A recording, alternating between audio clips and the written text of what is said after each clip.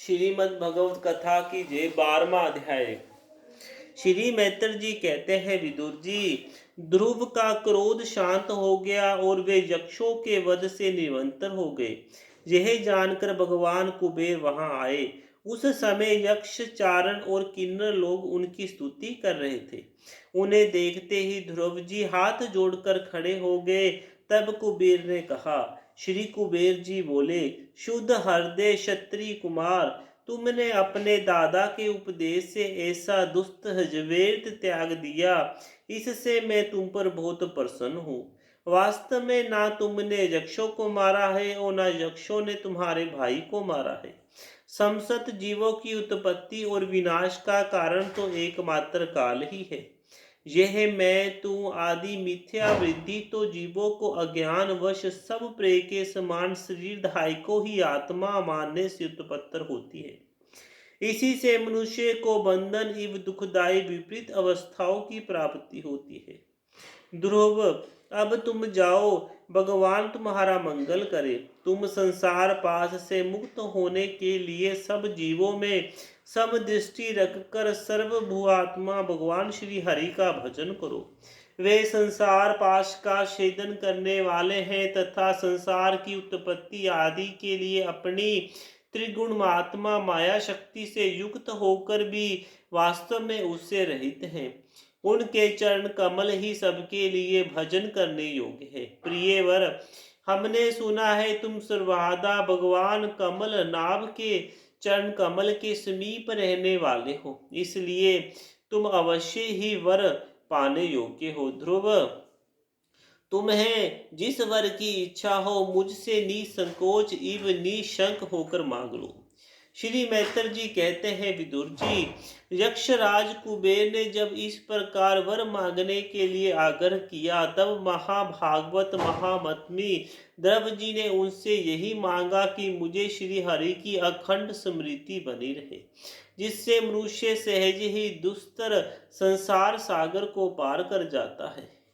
एनबिटा के पुत्र कुबेर जी ने बड़े प्रसन्न मन से उन्हें भगवत स्मृति वरदान दिया। फिर उनके देखते देखते वे अंतर ध्यान हो गए। इसके पश्चात ध्रुव जी भी अपनी राजधानी को लौट आए। वहां रहते हुए उन्होंने बड़ी बड़ी दक्षिणा वाले यज्ञों से भगवान यज्ञ पुरुष की आराधना की।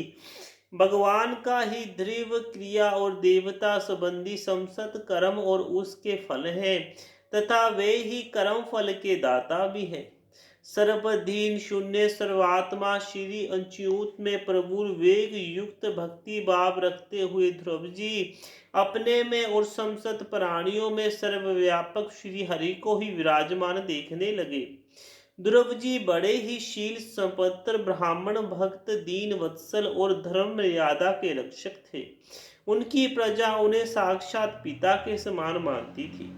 इस प्रकार तरह तरह के ऐश्वर्य भोग से, पुण्य का और भोगों के त्याग पूर्वक यज्ञाति कर्म के अनुष्ठान से पाप का क्षय करते हुए उन्होंने 36,000 वर्ष तक पृथ्वी का शासन किया। जतीन्द्र महात्मा ध्रुव ने इसी तरह अर्थ, धर्म और काम के संपादन में बहुत से वर्ष बिताकर अपने पुत्र उत्कल को राज सिंहासन सौंप दिया। इस संपूर्ण दृश्य प्रपंच को अविधार चित्त स्वंप और गंधर्व वर्ग नगर में समान माया से अपने में ही कल्पित मानकर और यह समझकर कि शरीर, क्षत्रिय, पुत्र, मित्र, सेना, भारा, पूरा खजाना, जानने महल, सुरभ विहार भूमि और समृद्ध, ये सभी काल के गाल में पड़े हुए हैं। वे बद्री काश्म को चले गए। वहां उन्होंने पवित्र जल में स्नान कर इंद्रिया को विशुद्ध शांत किया। फिर स्थिर आसन से बैठकर प्राणायाम द्वारा वायु को वश में किया। तदनंतर मन के द्वारा इंद्रियों को ब्रह्मा विषयों से हटाकर मन को भगवान के स्थूल विराट स्वरूप में स्थिर कर दिया। उसी विराट रूप का चिंतन करते करते वे अंत में ध्याता और देह के वैसे शून्य निर्विकल्प समाधि में लीन हो गए और उस अवस्था में विराट रूप का भी परित्याग कर दिया। इस प्रकार भगवान श्री हरि के प्रति निरंतर भक्ति भाव का प्रभाव चलते रहने से उनके नेत्रों में बार बार आनंद आंसुओं की बाढ़ सी आ जाती थी। इससे उनका हृदय द्रवीभूत हो गया और शरीर में रोमांच हो आया। फिर देहाभिमान गलित हो जाने से उन्होंने मैं ध्रुव हूँ इसकी स्मृति भी न रही। इसी समय ध्रुव जी ने आकाश से एक बड़ा ही सुंदर विमान उतरते हुए देखा। वह अपने प्रकाश से दसों दिशाओं को अलौकिक कर रहा था, मानो पूर्णिमा का चांद ही उदय हुआ है। उसमें दो श्रेष्ठ प्रसाद गदाओं का सहारा लिए खड़े थे। उनके चार भुजाएं थी, सुंदर श्याम शरीर था, किशोर अवस्था थी और अरण कमल के समान नेत्र थे। वे सुंदर वस्त्र, किरीट, हार, भुजबंद और अति मनोहर कुंडल धारण किए हुए थे। उन्हें पुण्य श्लोक श्री हरि के सेवक जान ध्रुव जी हड़बड़ाहट में पूजा आदि का कर्म भूलकर सहसा खड़े हो गए और ये भगवान के प्रसादों में प्रधान है ऐसा समझकर उन्होंने श्री मधुसूदन के नामों का कीर्तन करते हुए उन्हें हाथ जोड़कर प्रणाम किया। ध्रुव जी का मन भगवान के चरण कमलों में तत्लीन हो गया और वे हाथ जोड़कर बड़ी नम्रता से सिर नीचा किए खड़े रह गए। तब श्री हरि के प्रिय प्रसाद सुनंद और नंद ने उनके पास जाकर मुस्कुराते हुए कहा। सुंद और नंद कहने लगे, राजन आपका कल्याण हो, आप सावधान होकर हमारी बात सुनिए। आपने 5 वर्ष की अवस्था में ही तपस्या करके सर्वश्रेष्ठ भगवान को प्रसन्न कर लिया था। हम उन्हीं निखिल जगितन और शृंगनपर्ण भगवान विष्णु के सेवक हैं और आपको भगवान के धाम में ले जाने के लिए यहाँ आए हैं। आपने अपनी भक्ति के प्रभाव से विष्णु लोक का अधिकार प्राप्त किया है, जो औरों के लिए बड़ा दुर्लभ है।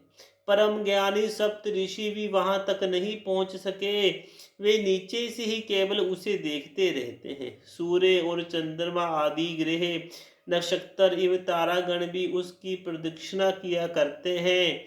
आप उसी विष्णु धाम में निवास कीजिए। प्रियवर, आज तक आपके पूर्वज तथा कोई भी उस पद पर कभी नहीं पहुंच सके। भगवान विष्णु का वह परम धाम सारे संसार का वंदनीय है। आप वहां चलकर विराजमान हो। आयुष्मान, यह श्रेष्ठ विमान पुण्य श्लोक शिखामणि श्री हरि ने आपके लिए ही भेजा है। आप इस पर चढ़ने योग्य हैं। श्री मैत्र जी कहते हैं, भगवान के प्रमुख प्रसादों को ये अमृतमय वचन सुनकर परम भगवत ध्रुव जी ने स्नान किया। फिर संध्या वनाधिति नित्य कर्म से निवृत्त हो मांगलिक अलंकारित धारण किए। बद्री काश में रहने वाले मुनियों को प्रणाम करके उनका आशीर्वाद लिया। इसके बाद उस श्रेष्ठ विमान की पूजा और प्रदक्षिणा की और प्रसादों को प्रणाम कर सुवर्ण के समान कांतिमान दिव्य रूप धारण कर उस पर चढ़ने को तैयार हुए।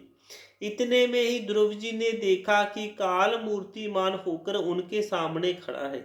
तब वे मृत्यु के सिर पर पैर रखकर उस समय अद्भुत विमान पर चढ़ गए। उस समय आकाश में धोबी, मदंग और ढोल आदि बजने लगे। श्रेष्ठ गंधर्व गान करने लगे और फूलों की वर्षा होने लगी। विमान पर बैठकर ध्रुव ज्यों ही भगवान के धाम को जाने के लिए तैयार हुए, त्यों ही उन्हें अपनी माता सुनीता का स्मरण आया। वे सोचने लगे, क्या मैं बेचारी माता को छोड़कर अकेला ही दुर्लभ वैकुंठ धाम को जाऊंगा। नंद और सुनंद ने ध्रुव के हृदय की बात जानकर उन्हें दिखलाया कि देवी सुनीता आगे आगे दूसरे विमान पर जा रही है। उन्होंने कर्म बस सूर्य आदि सभी ग्रह देखे। मार्ग में जहां तहां विमानों पर बैठे हुए देवता उनकी प्रशंसा करते हुए फूलों की वर्षा करते जाते थे। उस दिव्य विमान पर बैठकर ध्रुव जी त्रिलोकों को पार कर सप्त ऋषि मंडल से भी ऊपर भगवान विष्णु के नित्य धाम में पहुंचे।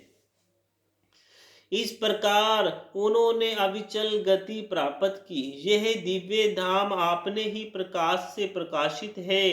इसके प्रकाश से तीनों लोक प्रकाशित है। इसमें जीवों पर निर्भरता करने वाले पुरुष नहीं जा सकते। यहाँ तो उन्हीं की ही पहुँच होती है जो दिन रात प्राणों के कल्याण के लिए शुभ कर्म ही करते रहते हैं, जो शांत समदर्श शुद्ध और सब प्राणियों को प्रसन्न रखने वाले हैं तथा भगवतों की ही अपना एकमात्र सच्चा सुहृद मानते हैं।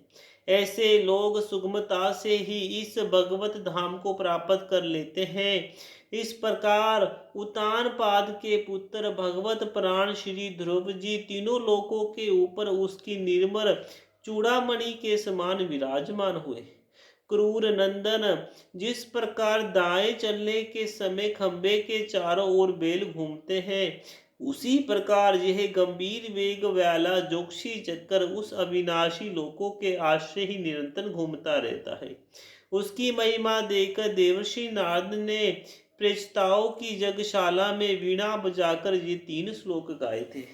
नारद जी ने कहा था, इसमें संदेह नहीं, पति प्राण सुनीति के पुत्र ध्रुव ने तपस्या द्वारा अद्भुत शक्ति सचित करके जो गति पाई है, उसे भगवत धर्म की आलोचना करके वेदवाणी मुनिगण भी नहीं पा सकते।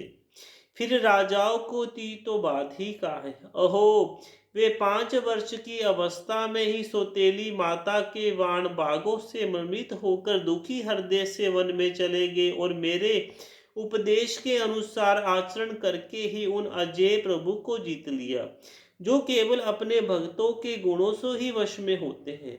ध्रुव जी ने तो 5 वर्ष की अवस्था में ही कुछ दिनों की तपस्या से ही भगवान को प्रसन्न करके उनका परम पद प्राप्त कर लिया, किंतु उनके अधिकृत किए हुए इस पद को भूमंडल में कोई दूसरा क्षत्रिय क्या वर्षों तक तपस्या करके भी पा सकता है।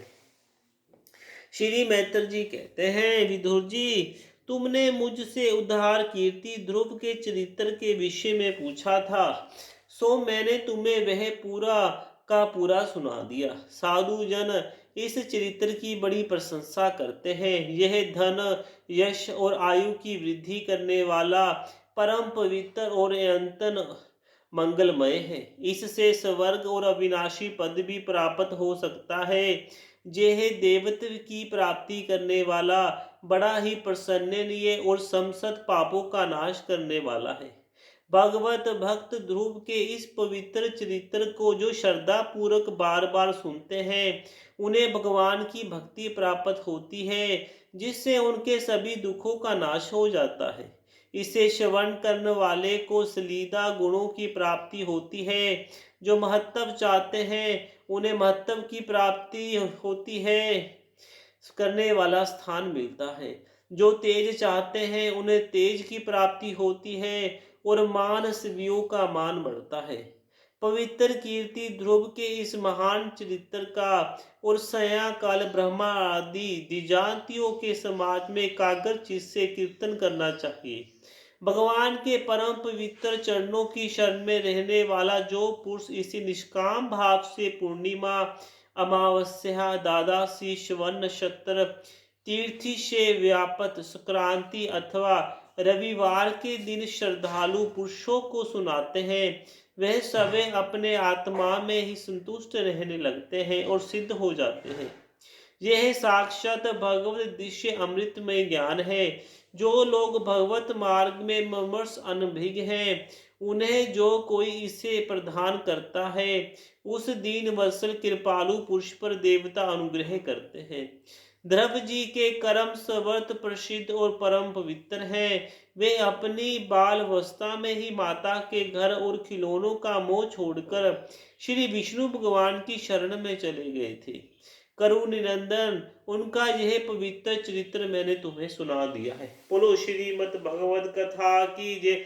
श्री हरि कृष्ण भगवान विष्णु भगवान की जय। हरे कृष्ण, राधे राधे।